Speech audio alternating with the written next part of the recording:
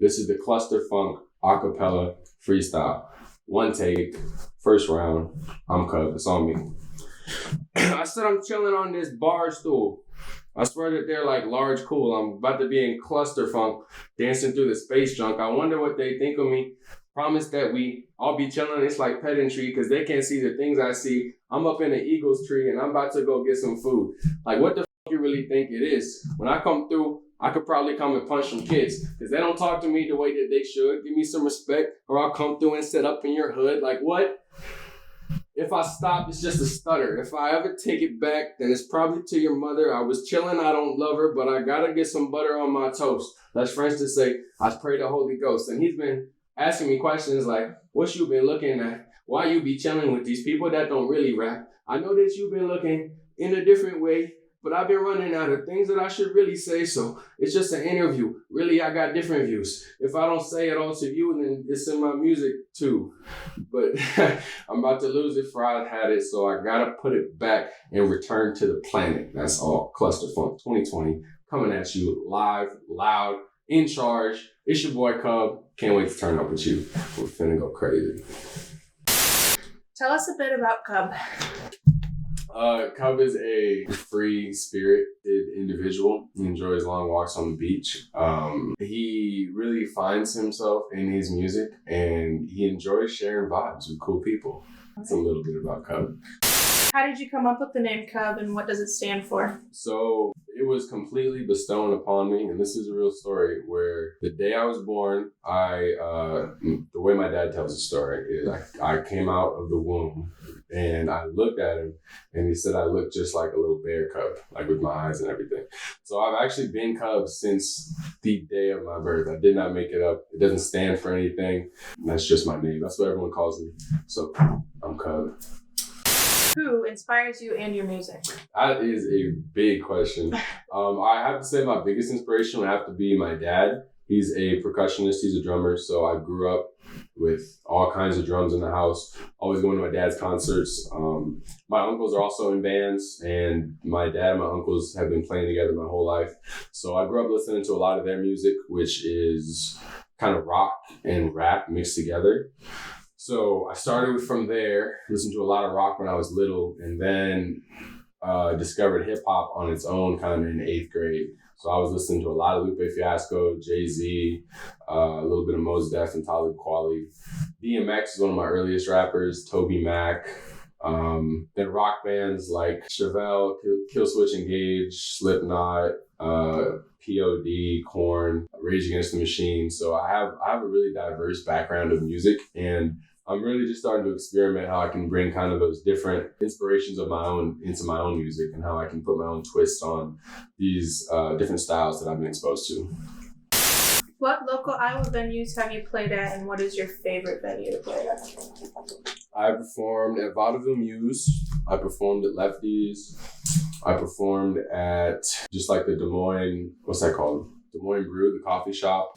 I performed in the Java Joe's, what's that, 4th Street Theater, I think it's called. I performed at Zeke's up in Ames. I performed at Reliable Street in Ames. That's where we host our own events. So shout out to Reliable Street. That place is awesome. Next month, I'll perform at the Ames Public Library. I'm excited about that one. My favorite so far would have to be Reliable Street up in Ames. What they're doing up there is they actually have a nonprofit where they've created this venue that used to be an old grain silo, and they refurbished it into a venue and a cafe. So it has this really cool, like grungy concrete walls with graffiti on it. And we've been in there. We've had 3 shows there so far. They've been super cool. So we plan to keep on going back to that spot for sure. But I got a lot of love for all the venues here. A lot of people really take care of the arts here, I believe. A lot of people believe in art just as itself without any type of strings attached to it. And so I want to make sure we stay in touch with those kind of people, because they do exist here in Iowa. What does your creative process look like?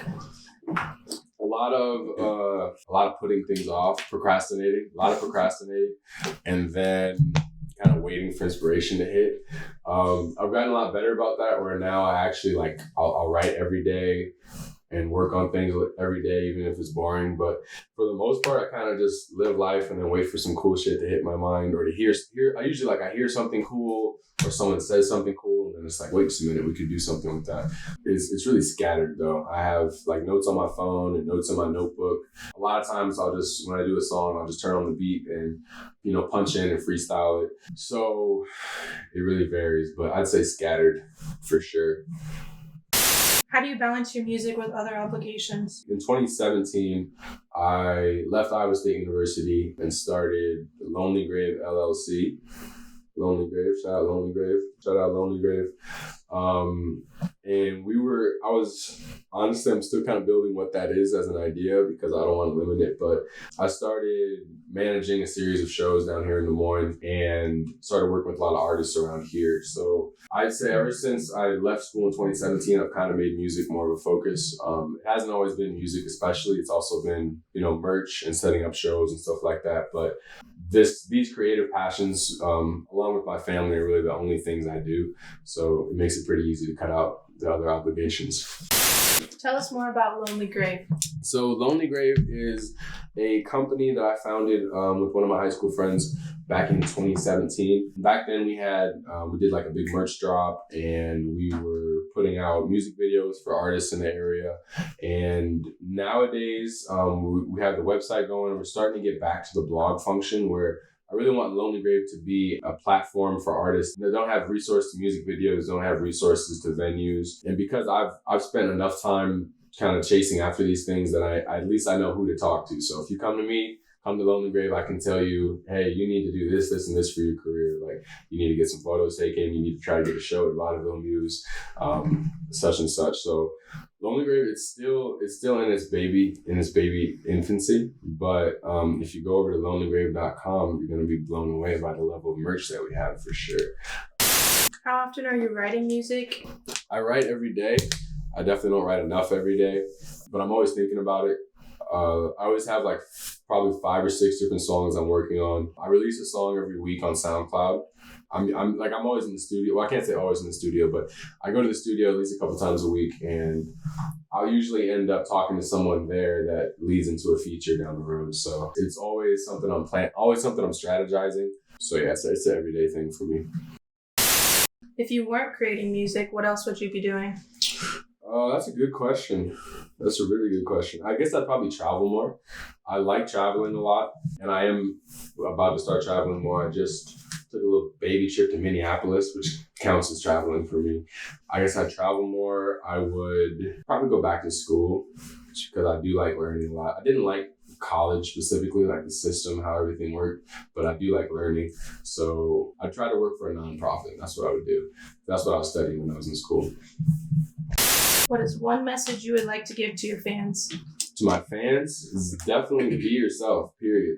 Like, it doesn't matter what you see on TV. It doesn't matter what you think is popping. It doesn't matter what other people are telling you is cool. Like, at the end of the day, you can't be anyone but yourself. So you better learn how to be yourself today and do that really loud. And then whatever you want is really going to come your way. And that's what I've been able to see through my own life and my own career and progressions is the more in tune with myself I become, the more in tune with me I feel the universe is. Things just really start to line up for you. So just be yourself, like Chris Cornell said.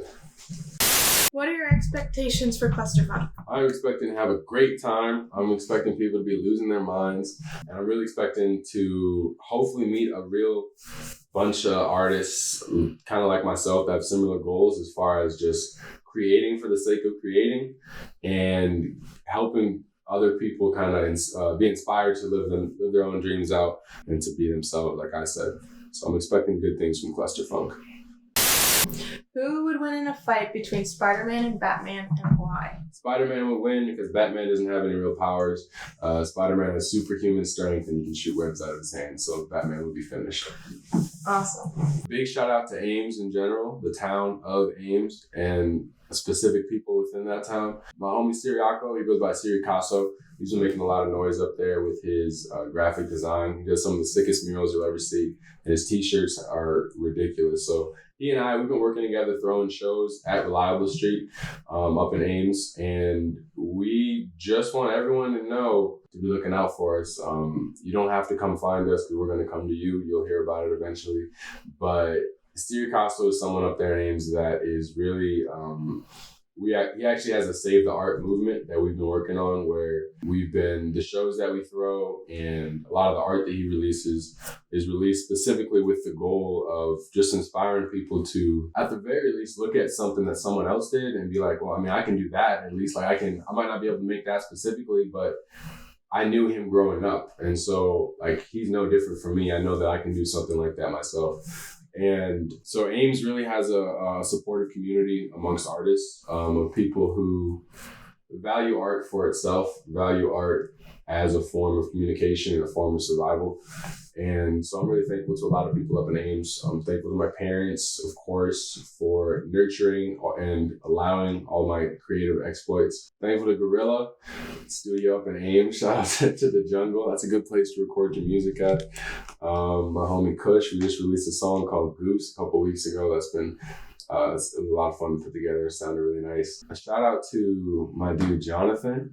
He's been kind of cooking me on a lot of the ins and outs of especially the technology side of music, because music has become music, at least in the pop culture, has become a lot more than just what your music sounds like, but of your image and of how you're promoting it and how you're getting it to people to actually press play on it, because there's so much content out there that to actually get noticed in it all requires a lot of work. And so he's someone who has been showing me kind of a lot of the strategies that they've used for success in their own.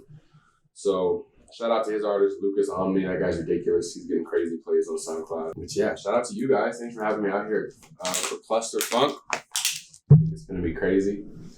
Once again, I'm KUB. This has been Disney Channel.